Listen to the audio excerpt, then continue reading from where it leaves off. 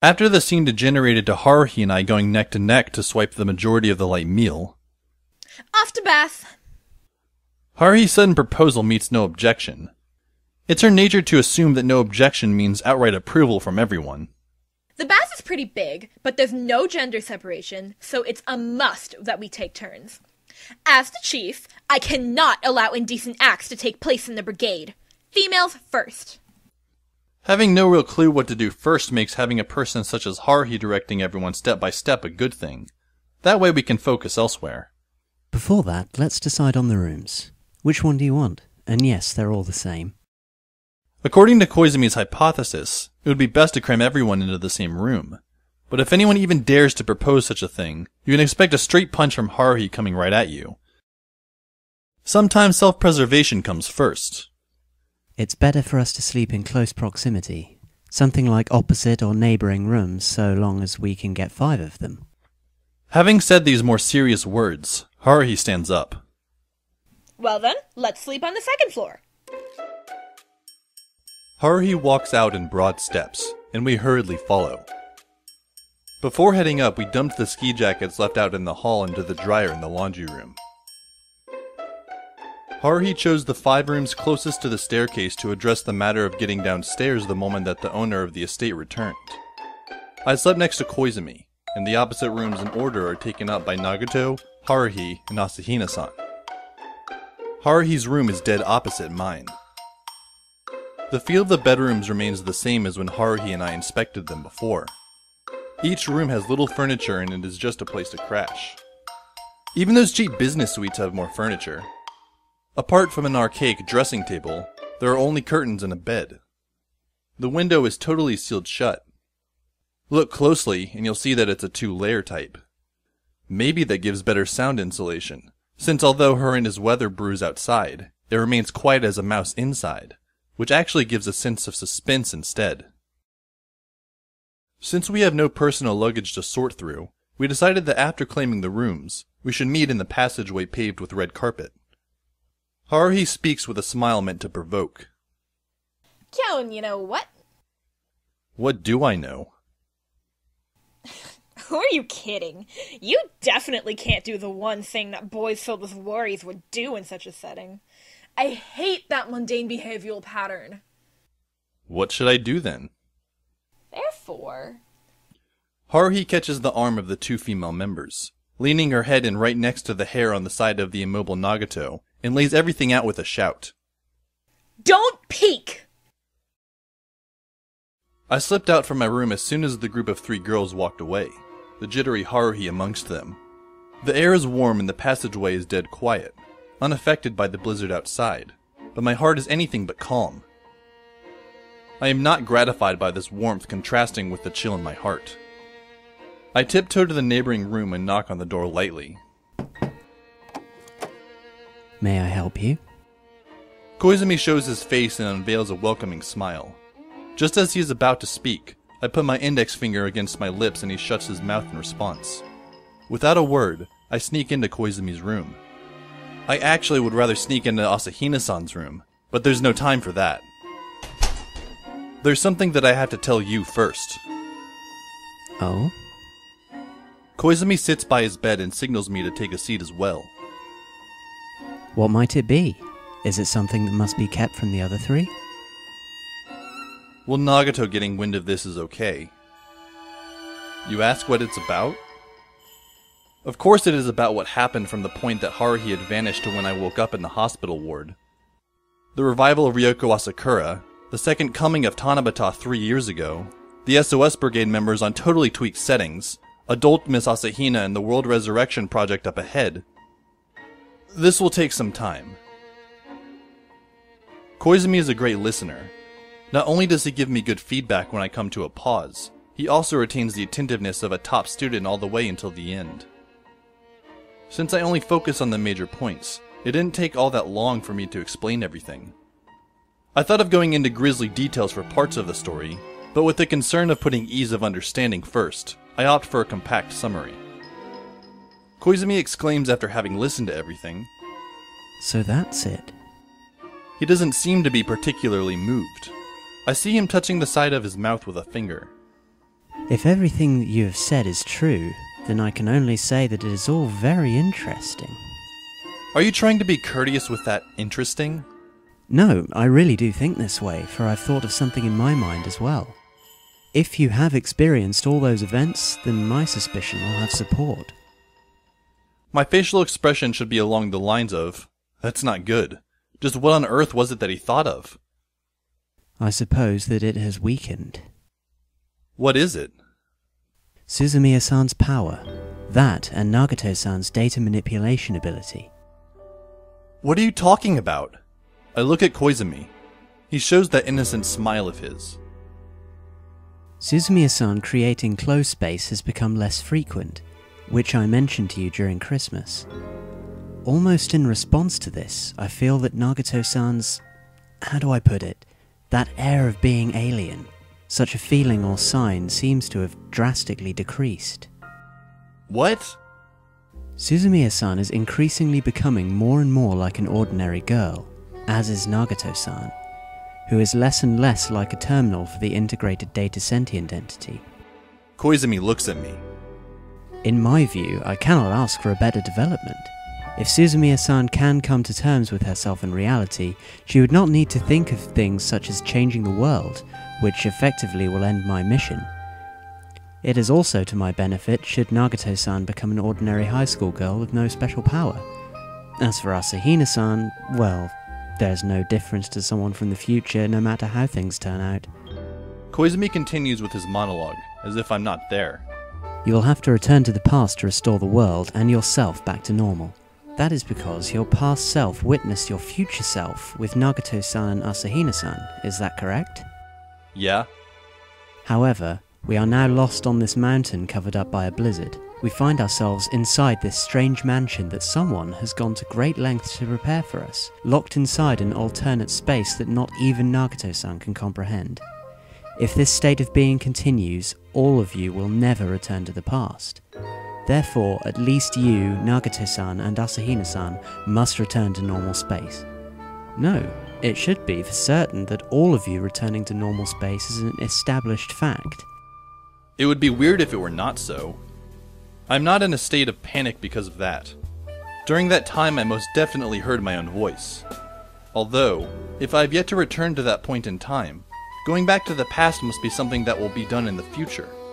This indicates that we won't be stuck in this crazy house with the raging storm outside forever, as a safe escape is firmly set in stone. So that's it. Koizumi repeats the same line, and smiles at me. However, I have other theories, but they're all pessimistic. To put it simply, they would be arguments which suggest that it doesn't even matter if we are never able to return to the original space-time. Stop with going around in circles. Get on with it. After that lead-in, Koizumi lowers his voice carefully. Suppose that we right now are not the original SOS Brigade and are mere duplicates that exist in an alternate world. Koizumi keeps staring at me, as if waiting for me to digest those words. To be honest, I'm having digestive problems. I will word it another way to make it easier for you to understand.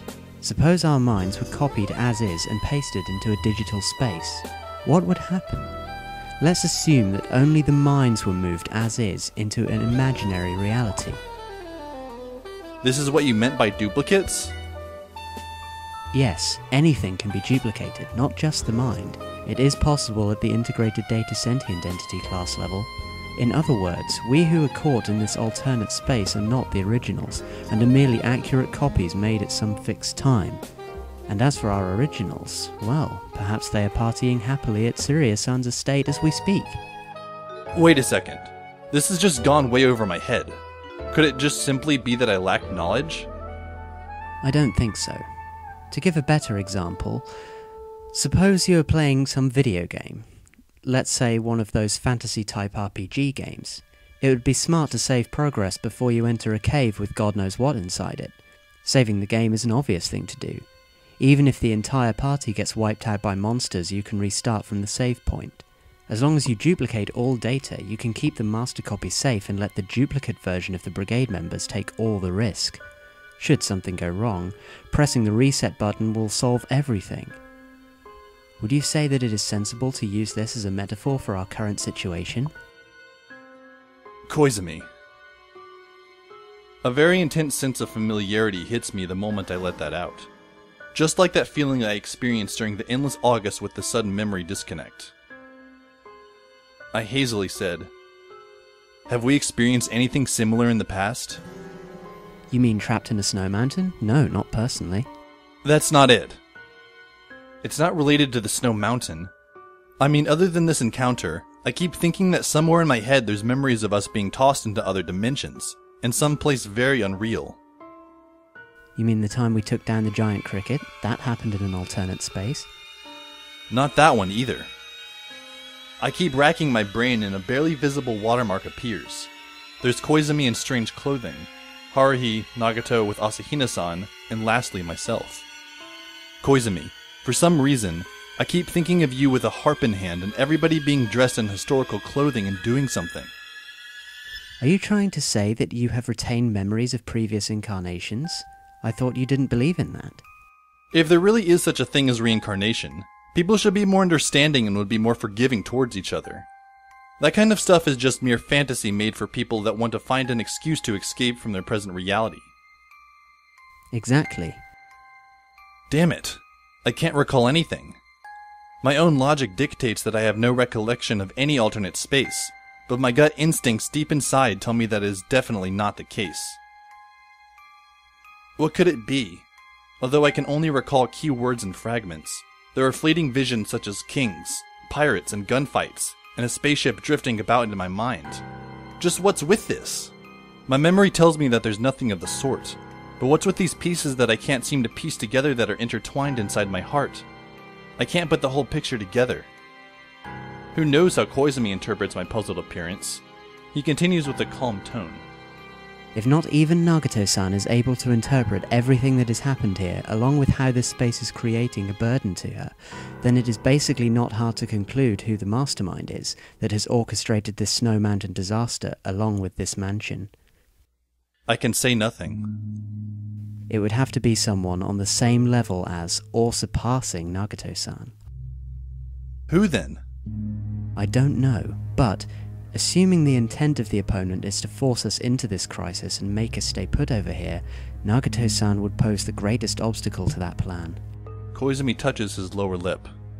Had I been that individual, I would target Nagato-san first. From that description, this person might be above Haruhi. Whether it'd be a person or a whole group, I have no idea at all. But Nagato did say that her connection with her boss had been disrupted. Perhaps the mastermind is far more powerful than even the creators of Nagato-san. If that is the case, then we are in effect already out of the game. Right in the middle of his speech, the young chap seems to think of something, and crosses his arms around his chest. Do you recall Ryoko Asakura? I had almost forgotten, but that series of unforgettable events this month has jogged my memory. There exists a minority within the integrated data sentient entity who are radical elements. Just think, if they had a coup d'etat, what might happen? From our point of view, they are omnipotent entities. To isolate Nagato-san and detain us in another world over in some other dimension would be a walk in the park for them.